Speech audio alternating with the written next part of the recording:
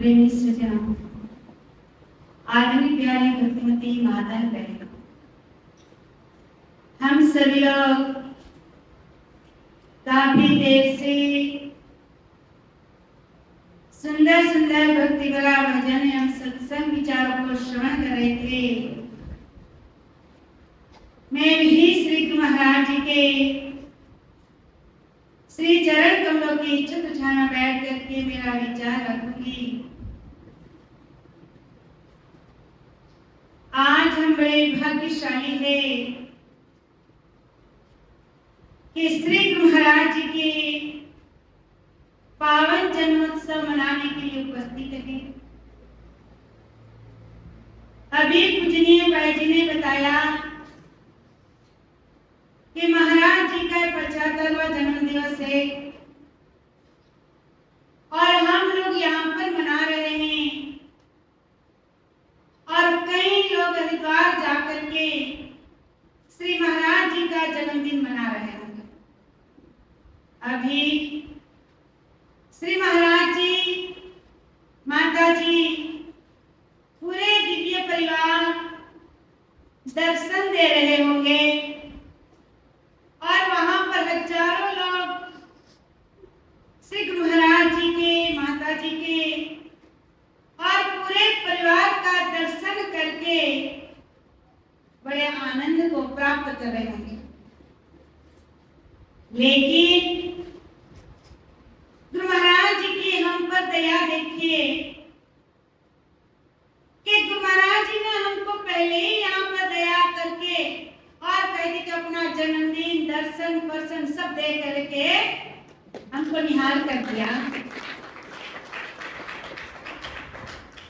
जो एक भक्त की भावना होती है उससे बढ़कर इस संसार में और कोई चीज नहीं होती है। हम लोगों को पता होगा, श्री माता जी अक्सर कहा करती थी।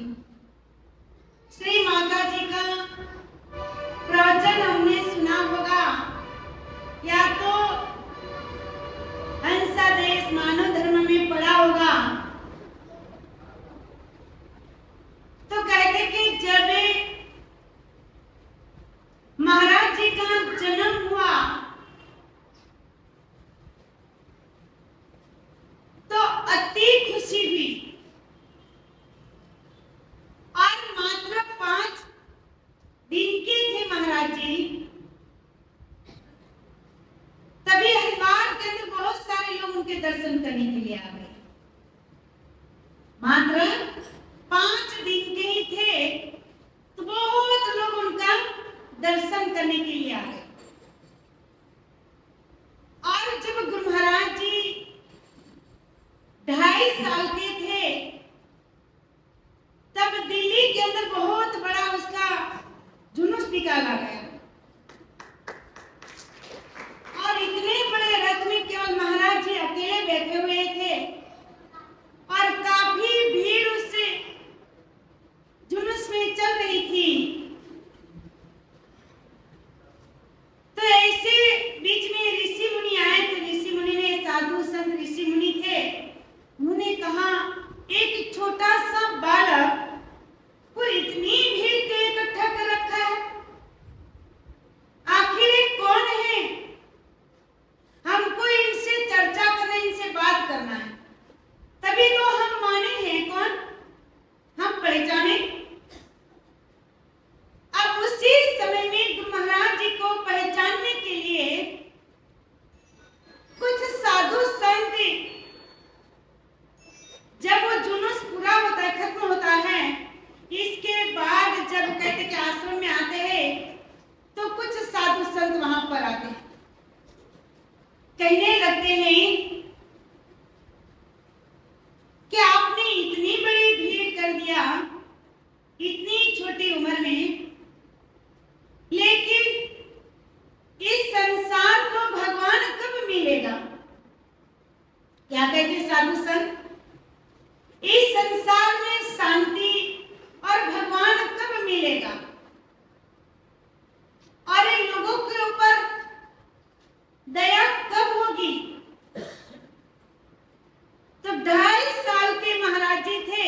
तो महाराज जी ने मात्र 2 शब्द बोले और कहने लगते हैं कि जब इनको कहते कि दया को उल्टा दो, और कहते दया का उल्टाने से क्या होगा, याद, कि जब उनको याद करोगे तो उनकी कृपा हो जाएगी।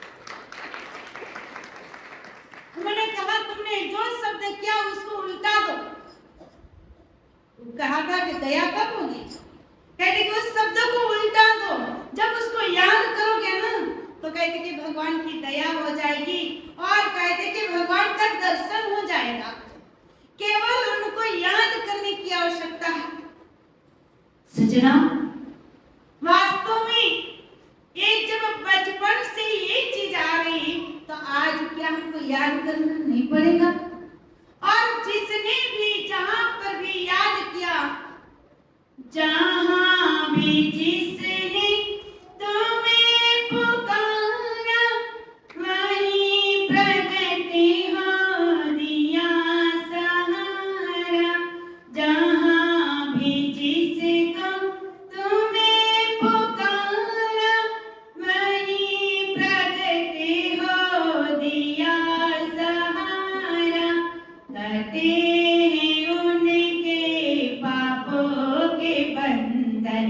जो तेरी शरण में आ चुके हैं, कटे हैं उनके पापों के बंधन, जो तेरे चरणों में आ चुके हैं। सफल हुआ है उन्हीं का जीवन, जो तेरे चरणों में आ चुके हैं। सफल हुआ है उन्हीं का जीवन, जो तेरे चरणों में आ। उन्हीं की हुई पूर्ण पूजा, जो तेरे चरणों में आ चुके हैं। उन्हीं की पूजा पूजा, जो तेरे चरणों में आ चुके हैं, जो तेरे चरणों में आ चुके हैं, जो तेरे चरणों में आ चुके हैं। क्या बताया? जहां भी जिसने तुम्हें पुकारा, वहीं प्रकट हो दिया सहारा। कटे हैं उनके पापों के बंधन, दुखों का बंधन, जो तेरी शरण में आ चुके हैं। जो उनकी शरण में आते हैं, जो उनको याद करते हैं, उनको तो पाप भी कट जाता है और उनको शांति भी प्राप्त हो जाती है। और श्री माता जी ने कहा, और जब से कहते हैं इस महाराज जी का जब जन्म हुआ, और तब से कहते हैं कि हमारे दरबार की उन्नति हुई। क्या उन्नति? कहते कि जब महाराज माता जी बाल भगवान कहा करती थी कि जब बाल भगवान का जन्म हुआ, तब से इस प्रेम नगर की जमीन थोड़ी सी खरीदी गई थी। इससे इसके बाद में बड़ी जमीन हो गई, और जैसे जन्म हुआ तब से प्रेम नगर आश्रम का निर्माण चालू हो गया। और जब महाराज जी का जन्म हुआ, इसके बाद ही तुरंत ही कहते कि हंसा देश छपने लग गया, और कुछ दिनों के बाद मानव धर्म भी छपने लग गया। जहां कहते हैं कि महाराज जी का जन्म हुआ तो सारी ये चीजें होने लग गई, यानी हमारे दरबार में, मनुष्य के जीवन में, दरबार में कहते कि उन्नति होने लगी, और लोगों के जीवन में एक शिक्षा और एक दीक्षा प्राप्त करके और वे अपने जीवन को महान बनाने लगे।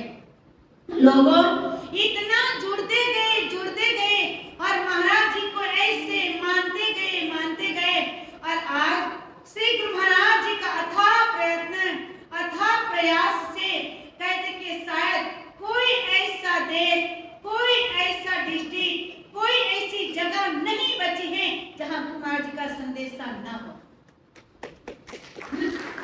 जहां गुरु महाराज जी का संदेशा न हो, कोई ऐसी जगह नहीं बची है।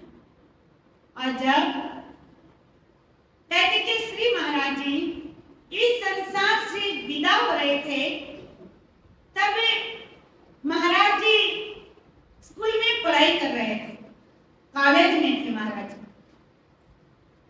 तो श्री महाराज जी कुछ दिनों के पहले महाराज जी को मिलने के लिए जाते, और जब महाराज जी को मिलने के लिए गए तो महाराज जी बड़े प्रसन्न हो गए, खुश हो गए और कहने लगे कि आज तो मुझे गुरु महाराज जी, मेरे पिताजी मुझे मिलने के लिए आए। गुरु महाराज जी तो मानते थे अपने पिताजी को, पिताजी ने गुरु मानते। आज मुझे मेरे गुरु महाराज जी मिलने के लिए आए, इतने खुश थे महाराज जी, और दौड़ करके आते हैं और महाराज जी के चरणों में बैठ जाते हैं। श्री महाराज जी के चरणों में महाराज जी बैठ जाते हैं। महाराज जी कहने लगते कि देख बाल भगवान, तू जानता है, कहते कि संसार बहुत बड़ा है और तू अभी पढ़ाई कर रहा है और मैं ज्ञान का प्रचार कर रहा हूं। तो मुझे ये बता, तू बड़ा होकर के क्या बनना चाहता है, क्या बनेगा? जब तू मुझे बताएगा तभी तो मुझे पता चलेगा। बता, तो बड़ा होकर के क्या बनेगा? तो महाराज जी थोड़ी देर चुप रह गए और थोड़ी देर के बाद कहने लगते कि महाराज जी, हे गुरुदेव, आपने तो पहले ही कह दिया ये बहुत बड़ा संसार है और संसार में अशांति के अलावा और कुछ नहीं, दुख और अशांति।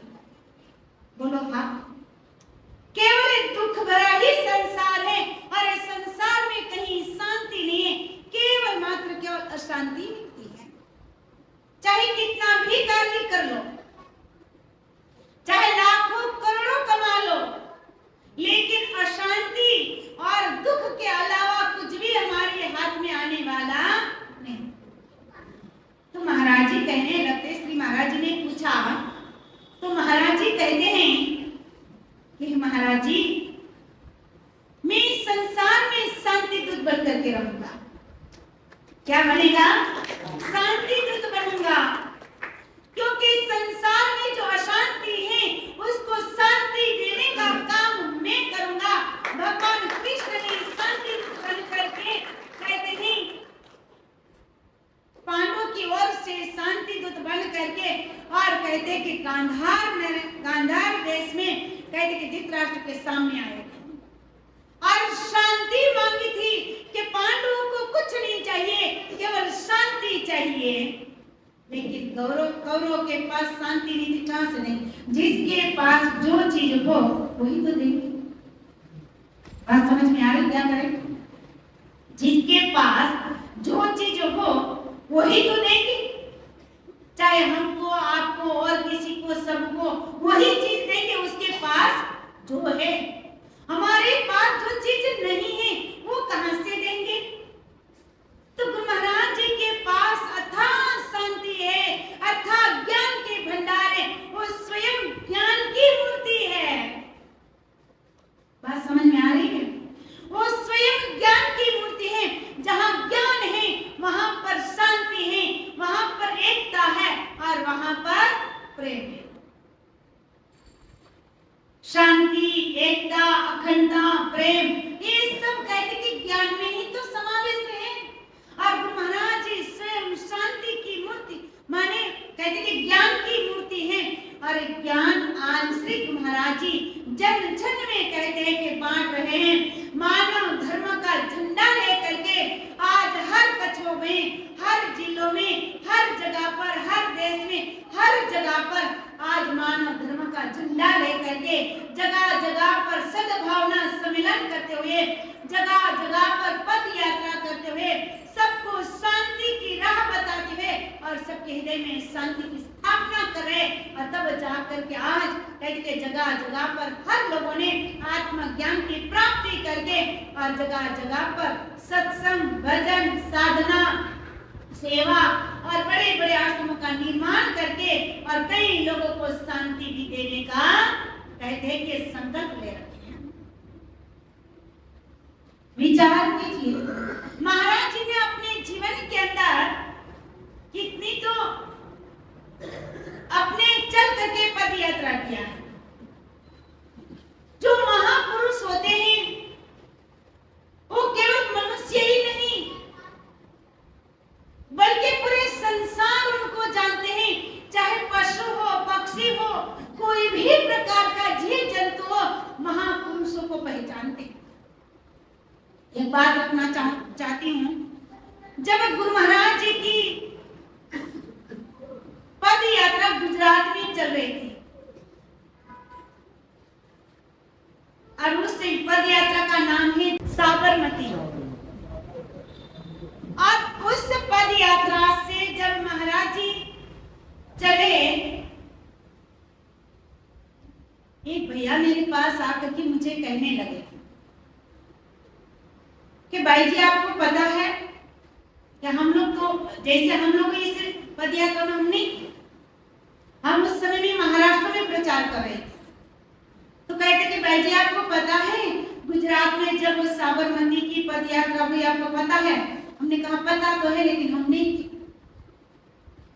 कहते कि गुरु महाराज जी की हमने एक चीज देखी उस पद यात्रा में, जहां महाराज जी ने पद यात्रा जहां पर पूरी करके और आश्रम में जहां आए, तो महाराज जी अगर पद यात्रा चालू करे तो वहां से जहां उन्हें चरण कदम रखा था वहां से फिर कदम रख करके और दूसरा कदम आगे बढ़ाएंगे महाराज जी की पद यात्रा।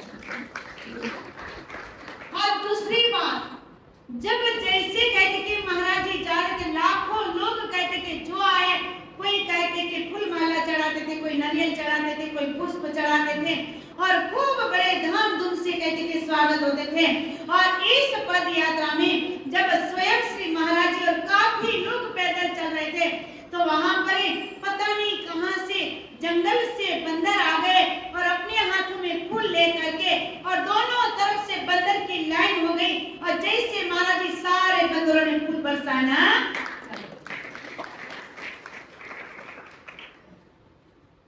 बात समझ में आ गई? यही तो महापुरुषों की लीला होती है। अब बंदर को कैसे पता चला? फूल लाए और फूल बरसाया, पूरा कहते माने जहां तक एक एक करके से लाइन में बैठ गए और बंदरों ने फूल बरसाए।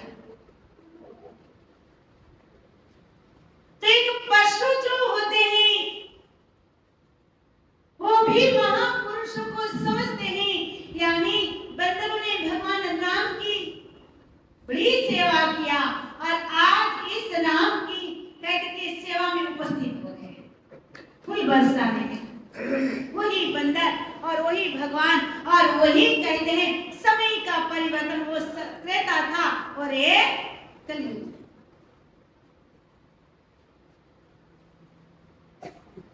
तो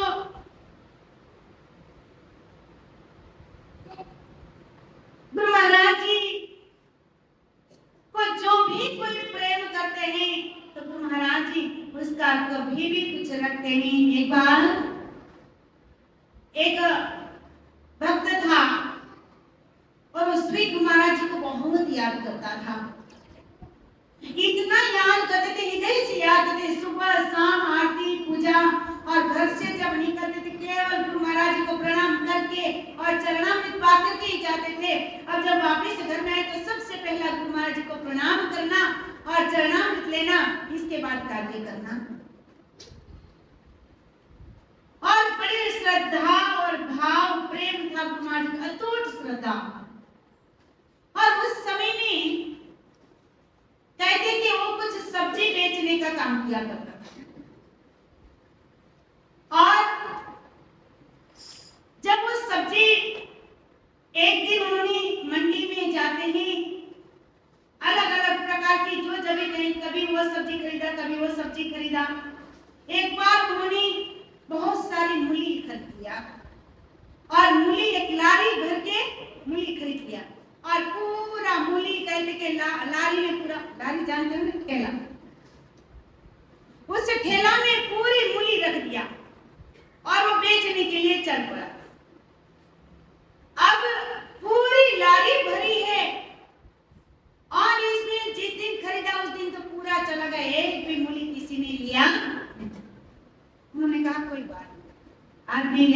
दिन तो कोई न कोई देगा। अब दूसरे दिन हो गया, लेकिन दूसरे दिन भी किसी ने एक मूली नहीं दिया। उन्होंने कहा ये क्या हो गया, मैंने ताजी मूली कल खरीदी है और किसी ने बोनी तक भी कल नहीं किया, आज भी किसी ने बोनी नहीं किया। फिर कोई बात नहीं। अब तीसरा दिन हुआ, वो तैयार होकर के लारी ले करके और कहते कि चले चल देते हैं, और आज भी तीसरे दिन भी उस जगह पर खड़ा रहा। तीसरे दिन भी सुबह से शाम तक खड़े रहे, एक भी मूली किसी ने खरीदा। अब ऐसे करते करते चौथे दिन आए, चौथे दिन भी बीत गया, पांचवा दिन बीत गया, छठवां दिन बीत गया, सातवां दिन आ गया, एक मूली भी किसी ने खरीदा नहीं। अब वो कहने लगते कि महाराज जी, मुझे कुछ समझ में आ रहा है, मुझसे बहुत बड़ी गलती हो गई है, पर मैं ये नहीं जानता हूँ कि मुझसे क्या गलती हो गई है। अगर मुझे ये एहसास हो कि मुझसे कोई बड़ी गलती हो गई है, तो गलती का मैं सुधार करूं और फिर कभी गलती ना करूं। लेकिन मुझे 8-7 दिन हो गया, कुछ भी एक मूली भी नहीं बिक रही। आप जानते हैं गुरु महाराज जी, मेरे परिवार क्या खाएंगे। चलो 2 दिन 4 दिन चला लिया, लेकिन 6-6, 7-7 दिन बीत गया और कुछ भी नहीं बिक रहा, बोनी तक भी नहीं हो रही। तो कैसा होगा मेरा? गुरु महाराज जी से प्रार्थना किया, और उस समय में क्या हुआ, कहते कि अचानक शाम का समय था, ऐसे दिन ढल गया था। अब हम लोगों को देखो कहते कि पता चला 3:30 बज गए, नाचते नाचते 3:30 बजा दिया, और और नचा देंगे तो शायद 5 बज जाएगा, ना तो भी कोई थकोगे नहीं, भोजन भंडारा तैयार हो रखा है, लेकिन फिर भी भूख लगी तो भी नाचते ही रहोगे। अब वो भगत ने क्या देखा, गुरु महाराज जी से प्रार्थना किया, और ऐसे शाम हो गई थी, अंधेरा, थोड़ा सा अंधेरा भी हो रखा था, ज्यादा तो नहीं, सूर्यास्त हो रहा था, थोड़ा अंधेरा हो रखा था।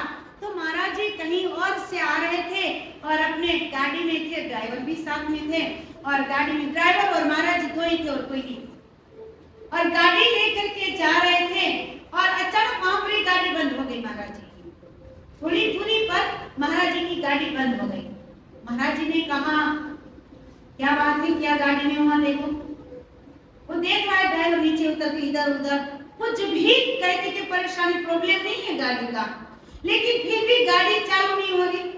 तो महाराज जी ने इधर उधर चारों ओर देखा, उन्होंने कहा देख, जो है ना सामने जो मूली वाला जो खड़ा है ना, उसको मोल भाव मत करना, तू जा और सारी मूली खरीद करके अपनी गाड़ी पर मोल भाव मत करना। उसको पूछ लेना कि पूरी गाड़ी, जैसे मूली की जो गाड़ी है उसका क्या कीमत होती है, क्या रेट होता है, पूरा मूली का बता दे और पूरा मूली गाड़ी में भर। लेकिन हाँ एक बात याद रखना, क्या ये मत बताना कि गुरु महाराज जी गाड़ी में बैठे है ना, ये मत बताना कि मैं गाड़ी में बैठा हूँ। ड्राइवर ने कहा ठीक है, ड्राइवर समझ गया कि कुछ तो राज है। अब वो जाता है उसी के पास, कहने लगते कि भैया ये मूली कैसे है, तो उसने बताया कि ऐसे ऐसे है। उन्होंने कहा नहीं नहीं, 1-2 किलो की बात नहीं कर रहा हूं मैं, ये पूरी लारी लेना चाहता हूँ, पूरी जो एक गाड़ी में जितनी मूली है ये पूरी लेना चाहता हूँ, पूरी कहते कि मूली का दाम बता दीजिए। उन्होंने कहा पूरी मूली का दाम? उन्होंने कहा हाँ, मैं पूरी कहते कि लारी लेना खरीदना चाहता हूँ, पूरी मूली खरीदना चाहता हूँ, पूरी का दाम बता दे। तो उन्होंने बताया कि क्या बताऊं, 7 दिन की तो बासी हो गई है और अभी तक किसी ने बोनी तक भी नहीं किया है। अब आप मुझे ये बताइए, अगर किसी ने बोनी नहीं किया है, किसी ने खरीदा नहीं, तो क्या वो बासी हो गई? वो तो भोग लगाने लायक हो गई, वो तो भोग के लायक हो गई। और तुरंत वो भैया ने जो भी रेट बताया वो पूरा रेट खरीद लिया, मैंने रेट दे दिया और पूरी मूली खरीद करके और गाड़ी में भरना चालू कर दिया। और जब गाड़ी में भरा तो उसने अचानक उस मूली वाले ने पूछ लिया, कहते कि अच्छा आप कहाँ से आ रहे हो? तो उन्होंने कहा हम हरिद्वार से, दिल्ली से आ रहे हैं। बोले हरिद्वार दिल्ली से, अच्छा आप कहाँ जा रहे हो? बोले हम हरिद्वार जा रहे हैं। कहते हैं आप कौन है? आपका कहीं कोई आश्रम से जुड़े हैं? अब वो क्या करेगा, वो भी फंस गए। महाराज जी ने मना किया था बताना नहीं। अब उन्होंने कहा हाँ हम आश्रम से आ रहे हैं और आश्रम से जुड़े। कौन से आश्रम से आए हैं? तो बोले मानव धर्म। अरे मानव धर्म से आए हैं? बोले हाँ। तो गाड़ी में कौन बैठे हैं? जो नहीं बताना था वही सामने आ गया। उन्होंने कहा गाड़ी में महाराज, हमारे गुरु महाराज जी दौड़ करके जाता है और गुरु महाराज जी के चरण में दंडवत प्रणाम करते कि महाराज जी आपके अलावा इस संसार में कौन जान सकता है कि मेरी एक मूली नहीं खरीदी गई किसी ने, न बोनी हुई है, और आज पूरी कहते कि मूली आपने खरीदा। आज सचमुच में अगर कहते हृदय का कोई जानता है तो केवल मात्र केवल आप जानते हो और कोई नहीं जानते। इसीलिए कहा है, कहते कि गुलाब के, कहते कि फूलों के राजा को गुलाब राज कहते हैं, और जिसके सर में ताज हो सरताज कहते हैं, और राजा के बेटे को युवराज कहते हैं, और सबके दिल में राज करे उसको गुरु महाराज। तुम तो सबके दिलों में राज करने वाले हैं। अरे हम क्या बताएं? अरे आपने हमारी अगर कहते हैं कि मना करने के बावजूद भी फिर भी आपने अपने चरणों में बुला लिया। इससे अलावा हमको क्या चाहिए? प्रभु आपकी लीला तो केवल आप ही जाने। अगर नहीं बताना चाहते हो और फिर भी बता देते हो, अरे छिपना चाहते हो और फिर भी। क्या हम लोगों को पता हो, जब हम छोटे थे बचपन में थे ना, तो हम एक खेल खेला करते थे। कौन सा खेल? कहते कि आंखों पर पट्टी बांध करके और खोजने का खेल करते थे। क्या बोलते हैं इसको? लिपा छिपी। आंखों पर कपड़ा बांध करके और खोजते थे। कहते हैं आज भी ये लिपा छिपी का खेल भूले नहीं हो।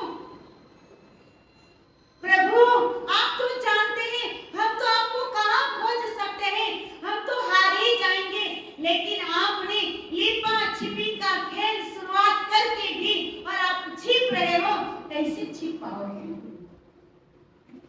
और बताने वाले भी तो आप ही हो, दाव हमारे पर देते हो, और फिर भी हमको बता करके आप प्रकट हो जाते हो। तो हम दर्शन करने के लिए नहीं आएंगे तो क्या आएंगे? दंडवत प्रणाम कर दिया और गुरु महाराज जी कहते कि अच्छा देखो किसने बताया? अब उन्होंने कहा आपके अलावा कौन बता सकते हैं? आपके अलावा कौन बता सकते हैं, है ना? तो देखिए महापुरुषों की लीला को देखिए। एक हमारे भाई जी है, बेता भाई जी, और वो बनारस में थी उस समय में, जो है ना बनारस में थी, और माता जी अक्सर कई बार वहां पर जाया करती थी बनारस में। अब एक बार बनारस में गए तो बनारस में वहां पर वो बहुत सुंदर मंदिर भी है, और बनारस में वहां पर बहुत सारे मंदिर हैं, और वहां पर कहते कि वो गंगा किनारे जो त्रिवेणी संगम वहां पर बनारस के पास में है। तो माता जी कहने लगते हैं कि यहाँ पर क्या देखने लायक है? तो कहते कि माता जी त्रिवेणी संगम तो आपने कई बार देखा, लेकिन एक मंदिर है, मंदिर में क्या देखने का है? कहते कि नहीं माता जी, हमारे भाई जी बोल रहे हैं, नहीं माता जी बहुत अच्छा मंदिर है, बहुत अच्छा है, और अभी तो इतना सजाया है, इतना अच्छा है, और वहाँ पर साकार रूप में भगवान है। माता जी ने कहा अच्छा? बोले हाँ, तो चलिए माता जी देखने के लिए चलते हैं। माता जी का तो इतनी महिमा गा रही, चल देखते हैं। अब माता जी गए, भाई जी और माता जी ड्राइवर, और उसके साथ में माता जी के साथ में हमारे योगेंद्र भैया थे। वो चारों जाते हैं, और जाने के बाद कहते कि माता जी को नीचे उतारे, मंदिर देख करके आए, गाड़ी में भाई बड़ी महिमा का गा रही थी। क्या देखने लायक थे यहाँ पर? क्या था देखने लायक? इसमें बोले भाई जी ने बोले माता जी देखने लायक को कुछ नहीं था, लेकिन जब आप मंदिर में गए तो आपको देखने लायक था, वो कुछ देखने लायक। तो साकार रूप में हो गए ना। जब मंदिर में माता जी महाराज जी चले जाए तो साकार में देवी देवता हो गए। कहते कि माता जी इस मंदिर में तो कुछ देखना नहीं था, लेकिन आपको देखना था। तो माता जी आई बड़ी देखना, हमको अभी तक तुमने देखा नहीं, लेकिन माता जी आप इस रूप में नहीं देखा था, तो इस रूप में देखेंगे।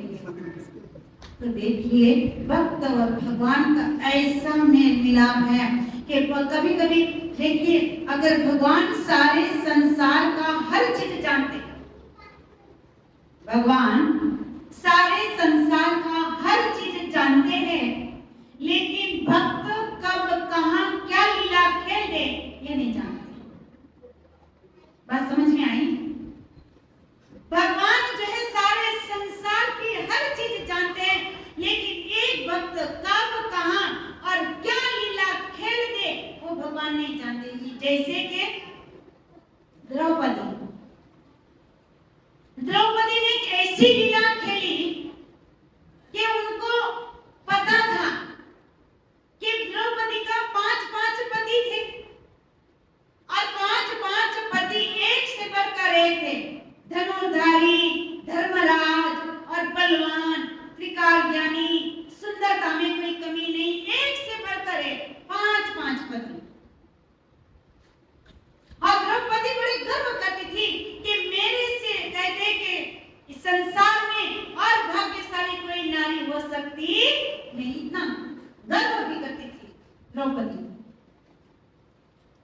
और जब कहते कि बीच सभा में घेरी और दुशासन ने उसका चिरहरण किया, तो द्रौपदी ने 5 पति के सामने देख करके जब उनके प्राणों का पति को याद किया कि ये तो मेरा सच्चा पति को याद करूंगी, और जिस समय में उसका लीला प्रारंभ किया और उन्हें द्वारकाधीश को पुकारा और तुरंत द्वारकाधीश आए और कहते कि चीर पुरा दिया। यानी उनको ये पता नहीं है, भगवान को ये पता नहीं कि मेरा भक्त कब कहां बुलावे।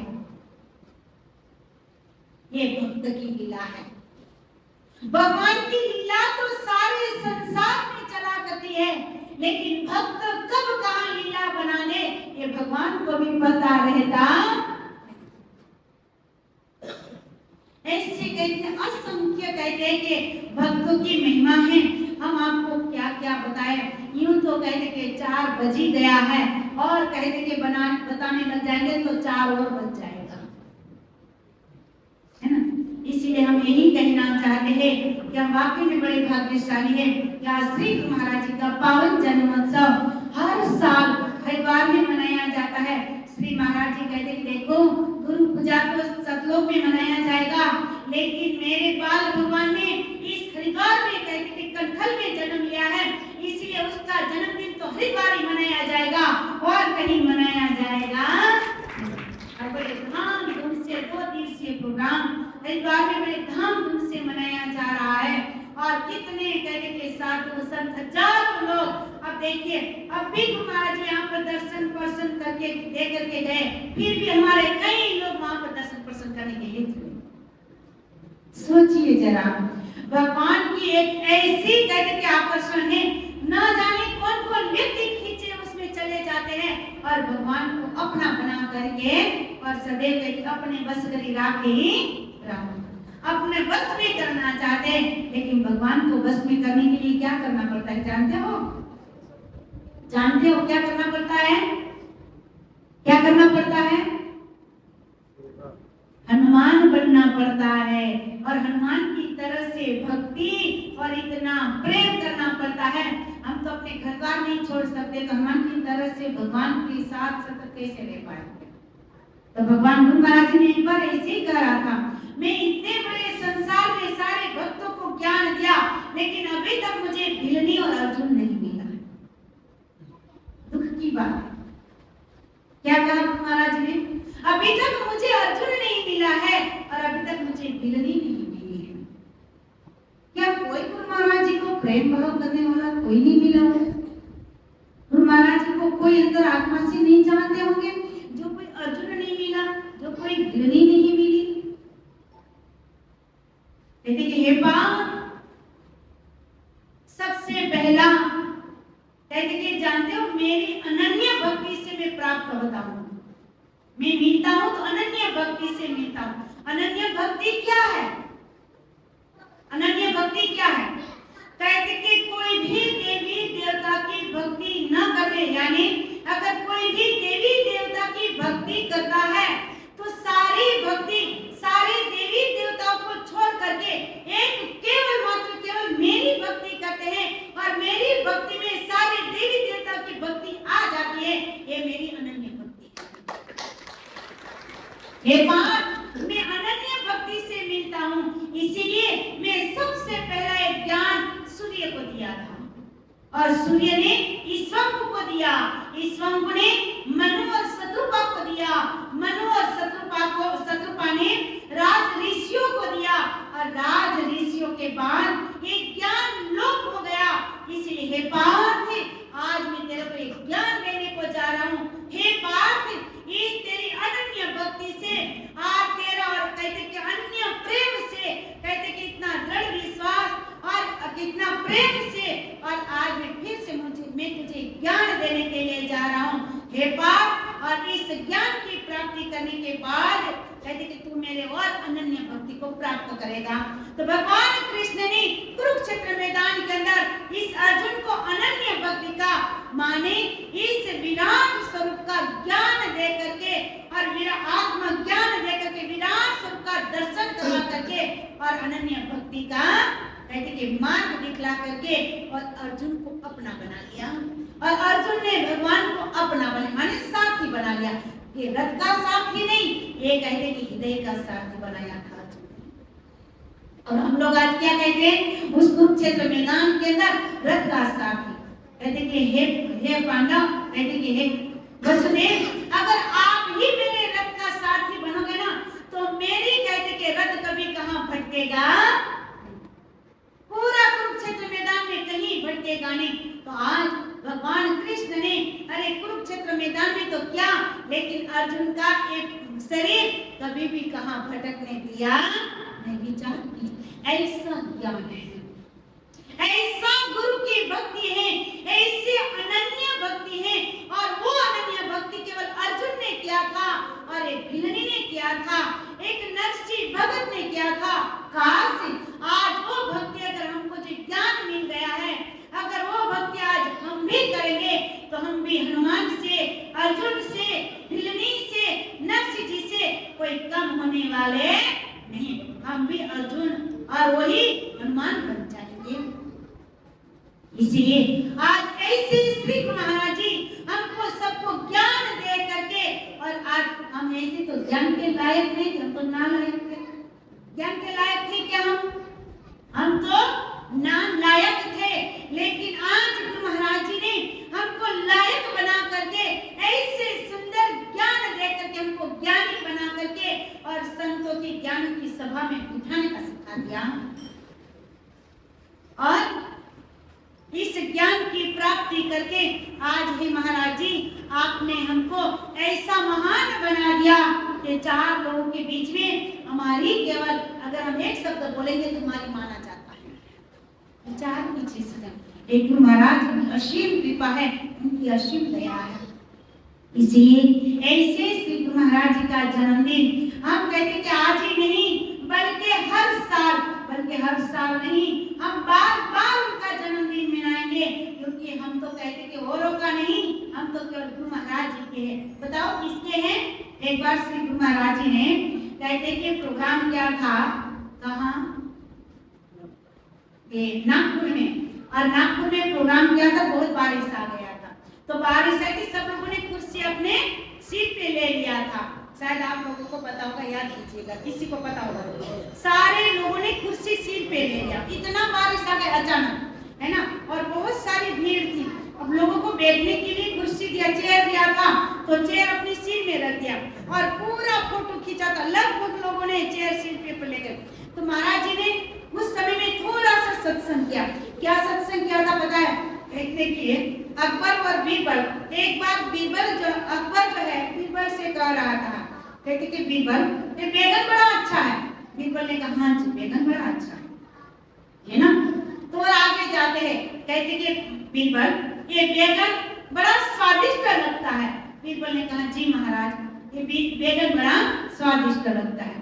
कहने लगते हैं कि बीरबल ये बैगन बड़ा सस्ता रहता है। उन्होंने कहा हाँ जी मालिक बैगन बड़ा सस्ता रहता है। अब बैगन की महिमा गाए जा रहे, बैगन की महिमा गाए जा रहे, आखिर कहते हैं अगर बीरबल कहते कि बीरबल को जैसे बादशाह माने अकबर बादशाह कहने लगते हैं कि हे बीरबल तुम तो बड़ी बैगन की महिमा गाते हो, सस्ता है और कहते कि स्वादिष्ट है तो उसका नाम बैगन बैगन कहते हैं बैगन, इसमें कोई गुण नहीं है, सस्ता अच्छा लगता है और बड़ा सुंदर लगता है। उसका कलर देखो बैगनी एकदम कलर बड़ा सुंदर दिखता है। पूरा सब्जी सजाई जाएगी तो आप देखिए बैगन का कलर अलग से ही लगता है, बड़ा सुंदर लगता है। और जो कहते कि बैगन कहते कि बड़ा कहते कि महिमा गा रहे, तो बीरबल ने कहा महाराज बैगन की महिमा तो गाया जा रहा है लेकिन वो तो आपने गाई ना, इसीलिए हम बैगन की महिमा गा रहे हैं, बैगन की महिमा गा रहे हैं क्योंकि हम बैगन के नहीं, हम तो आपके ही भक्त है ना, तो आप जो कहोगे यही तो हम हाँ करते रहेंगे। इसीलिए आज हम भी गुरु महाराज जी के भक्त हैं, हम कोई इसी के नहीं है। तो गुरु महाराज जी ने कहा देखो अगर मेरे भक्त है तभी तो सारी कुर्सी लेकर के चुपचाप यहाँ पर बैठे हो, अरे तो इतना भीग रहे हो तो भी बैठे हो, अगर दूसरे कोई होते तो यहाँ पर कब से ग्राउंड खाली हो जाता। इसीलिए आप गुरु महाराज जी के भक्त है, इसीलिए सब चुपचाप बैठे, ऐसे गुरु महाराज जी ने कहा था। तो देखिए हम भी यहाँ पर श्री गुरु महाराज जी के भक्त हैं और किसी के नहीं, इसलिए श्री गुरु महाराज जी के भक्त होते हुए हम श्री गुरु महाराज जी का जन्मदिन एक बार और मनाते ही रहेंगे। इसीलिए कहा है आइए भजन और बधाई के माध्यम से समझने की कोशिश करेंगे। बोलिए श्री आनंद भगवान की जय, जगतजननी श्री माता जी की जय। हेलो